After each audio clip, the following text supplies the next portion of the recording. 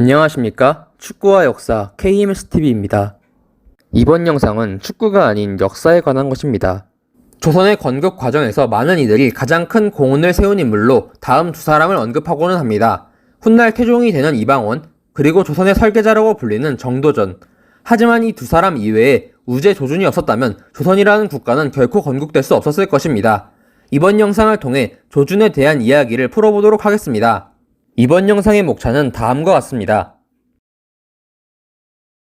간혹 대중 매체에서는 잘 묘사되지 않는 부분이지만 조준의 집안은 원 간섭기 기간 동안 성장했던 건문 세족 일가였습니다. 몽골어에 능통했던 조준의 증조부인 조인규가 원나라 쿠빌라이의 신임을 얻으며 고위직에 올라 가문이 급부상하였고, 조부인 조련은 음서로 관직에 오른 인물이었죠.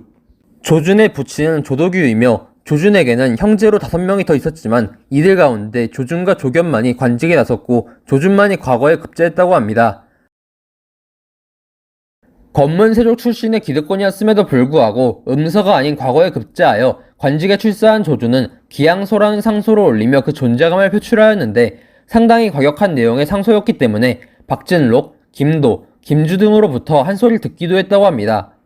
그는 이인임과 여문방, 임견미 같은 권신들이 정권을 쥐고 있던 시기에 스스로 낙향하여 4년 동안 제하에 머물기도 하였으나, 최영이 그들을 몰아낸 이후 정권을 잡은 뒤에 복귀를 제안받자 처음에는 사양했으나 어느 시점에 받아들여 조정에 복귀합니다. 의외로 조준은 위화도 회군이 벌어지기 전까지는 아직 이성계의 사람이 아니었다고 합니다. 즉, 이성계 일파에 소속된 이들 가운데에서는 굴러들어온 돌에 가까웠다는 거죠. 일설에는 조준이 이성계와 친분이 있었다는 이야기가 있긴 하나, 위화도 회군 당시 이미 이성계의 사람으로 몸을 담고 있던 정도전과 남은이랑은 달리 조준은 도흥, 김주, 곽선, 곽동현과 함께 조정에서 임명받은 5명의 군사 원수 중 한 명이었다고 합니다. 그러나 위화도 회군 이후 이성계가 우왕과 최영을 몰아내고 정권을 잡게 되자 조준은 이성계와 만나 대화를 나눈 뒤에 그의 측근이 되었고, 이성계의 밑에서 수많은 개혁 정책을 펼치며 기득권층과 대립하게 됩니다. 당시 토지개혁의 필요성에 대해서는 조준뿐 아니라 많은 이들이 느끼는 부분이었습니다. 정도전 같은 경우는 정전제를 시행해야 한다는 급진적인 사상을 지니기도 하였으며, 조준 이외에도 이행가, 황순상, 조인옥 등이 토지제도에 대한 문제를 제기하는 상소를 올리기도 하였죠. 하지만 조준은 이성계와 손을 잡고 그의 지지를 받게 된 시점에서 토지제도에 대한 문제점을 상소로 제기하는 것에서 그치지 않고 토지개혁을 해야 하는 이유와 방법을 제시하며 전매에 나서서 기득권층과 대립합니다. 간혹 정도전이 계민수전, 정전제를 주장했다는 이유로 조준보다 더 높게 평가를 받는 경우도 있고, 과전법의 주체가 정도전이라는 착각을 하는 일도 있는데, 정도전은 토지개혁을 논하는 자리에서 정전제를 한 번 언급하고 조준이 주도하는 과전법에 대해 딱 한 번 튕긴 것 이외에는 조준의 토지개혁을 지지하는 범위에서 활동하였고, 실질적으로 토지개혁의 대부분은 조준이 주도했습니다. 정도전이 주장한 계민수전, 정전제는 정몽주마저도 반대의 목소리를 내는 가운데 조준은 과전법을 제시하며 토지개혁에 대한 분위기를 주도해 나갔습니다. 물론 이 과전법에 대해서도 이색과 건근 같은 온건개혁 사대부들과 우연보 같은 기득권층은 상당히 반발하였으며, 조준은 반대파 측의 타겟이 되어 엄청난 공격을 받았지만 이를 모조리 물리치고 과전법을 관철시키는 데 성공합니다. 이성계 일파는 이인임과 최영이라는 난적을 제거한 이후 조민수와 이색이라는 새로운 반대파 세력과 갈등을 빚게 되었습니다.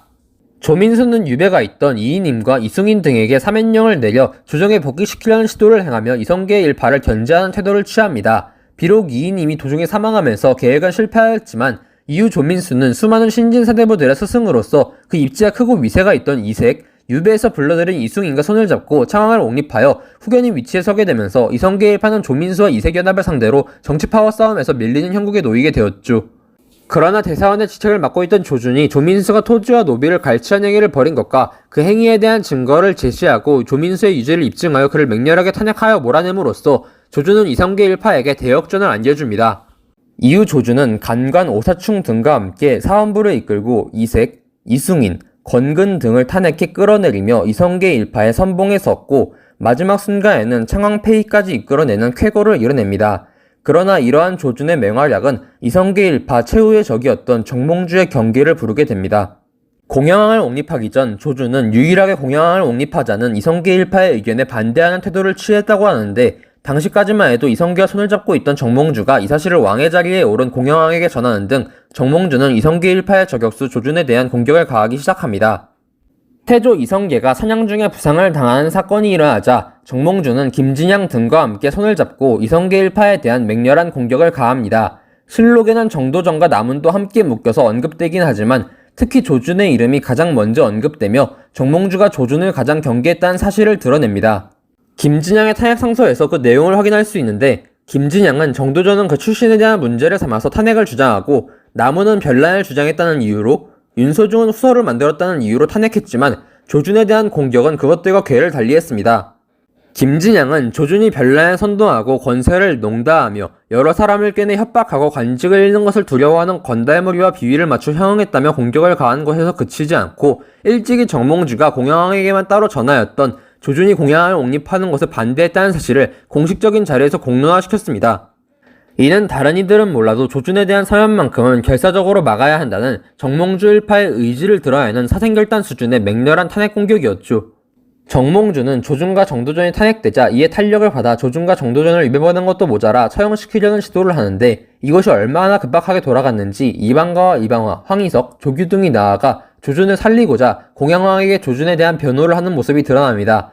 그러나 이것조차도 여의치 않았으며 이성계가 정몽주를 치는 것을 주저하는 모습을 보이면서 조준은 진짜로 죽기 직전까지 내몰리게 되죠. 하지만 다행히도 조준은 이방원이 정몽주를 척결하는 결단을 내림으로써 목숨을 건지게 됩니다. 이성계 일파가 정몽주까지 제거함으로써 완전한 승리를 거두게 되고 마침내 조선이 건국되자 조준은 개국공신으로 자리잡게 됩니다. 당시 조준에 대한 이성계의 신임은 가히 정도전과 쌍벽을 이루었는데 실록에 기록된 조준의 졸기에 따르면 태조 이성계가 즉위하여 왕위에 오르자마자 이성계는 조준을 불러들여 그에게 오도 병마를 맡게 해다는 이야기와 더불어 문화 우시중에 관직에 앉힙니다. 이것은 조준에게 조선의 병권과 행정권을 모두 맡기겠다는 이야기가 되며 당시 기준으로 조준의 위에는 백응념 단 한 사람만 있었다고 하니 조준이 정도전과 남은보다 늦게 이성계 일파에 합류했음에도 불구하고 초기에는 그 둘보다 높은 관직을 받은 것을 보면 정말 어마어마한 대우를 받았다는 것을 알 수 있습니다.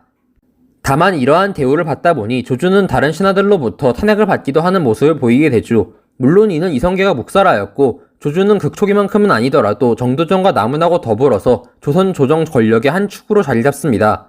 그런데 여기서 조준에게 주목할 점이 하나 더 나오는데 조준은 이후 관직을 사양하며 권력을 내놓으려고 하는 태도를 취한 것입니다. 이는 이후 정도전이랑 비교하면 너무나도 다른 태도였죠.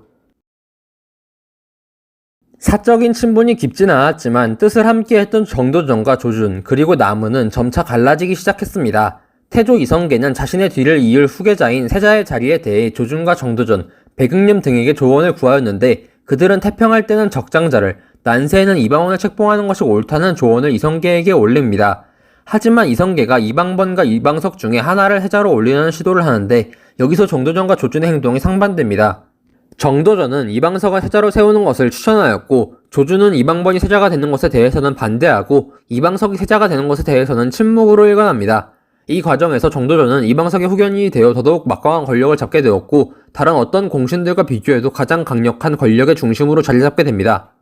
그러나 정도전과 조준이 갈라선 가장 큰 원인은 제3차 요동정벌에 대한 태도 차이였습니다. 정도전은 표전문 사태 이후 명나라 주원장이 자신의 목을 노린다는 사실을 파악하자 제3차 요동정벌을 진행하는 충격적인 행보를 보이기 시작합니다.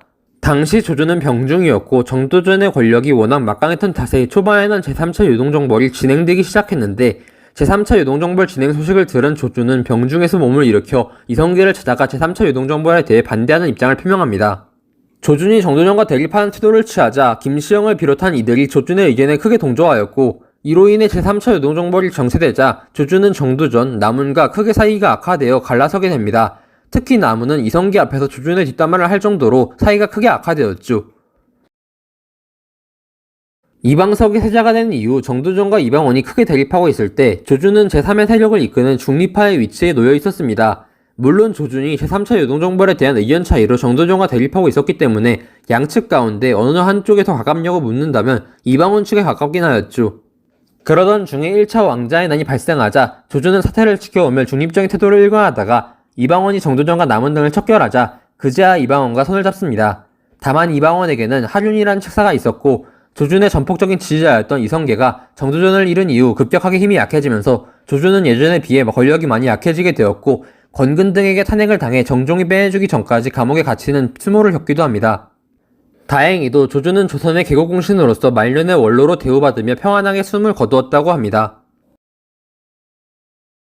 흔히 조선을 건국한 양대 산맥으로 이방원과 정도전을 떠올리는 경우가 많으나 저는 조준의 역할이 정도전보다 훨씬 더 컸다고 생각됩니다. 조준은 이성계 일파의 반대파들을 제거하는 데 가장 큰 공헌을 해왔던 저격수였으며 이성계 일파의 반대파들이 가장 경계하는 위협적인 인물이었습니다.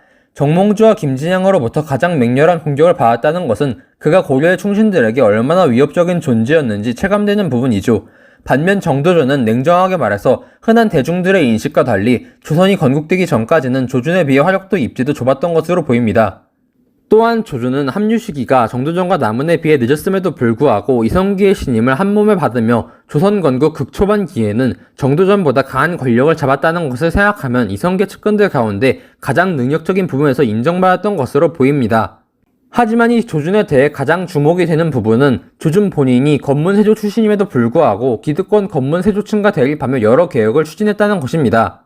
고려의 충장 최영조차도 자신이 건문세족이었다는 한 예를 벗어날 수 없었으며 이색을 비롯한 건문세족과 신진사대부의 교차점에 위치한 인물들은 좀처럼 개혁에 대해 미온적이었지만 조준은 건문세족 출신 가운데 거의 유일하게 적극적인 태도로 개혁에 임했죠. 조선의 개국 공신으로 권력의 중심에 섰음에도 불구하고 정도전과 비교해보면 조준은 권력력이 상대적으로 강하지 않거나 최소한 권력에 대한 이해도가 정도전보다 월등하게 높았을 거라 생각됩니다. 즉위한 이성계로부터 사실상 2인자로 공인받고 병권을 부여받았던 조준인데 이것을 머지않아 사양하며 물러났다는 것은 상당히 놀라운 행보입니다. 물론 권력의 중심에서 권력을 사양하는 것이 형식적으로 행동한 것일 수도 있으니 조준이 권력력이 없다고 보기에는 무리일 수는 있으나 적어도 홀로 권력을 틀어쥐고 정적을 양산했던 정도전과 비교하면 권력에 대한 이해도는 조준이 높았을 거라 봅니다. 종합적으로 말하자면 조준은 황희, 신숙주, 류성룡, 세제공 등과 더불어 조선 최고의 명지상으로 꼽혀도 손색이 없는 인물이라고 생각됩니다. 준비한 내용은 여기까지입니다. 시청해주셔서 감사합니다.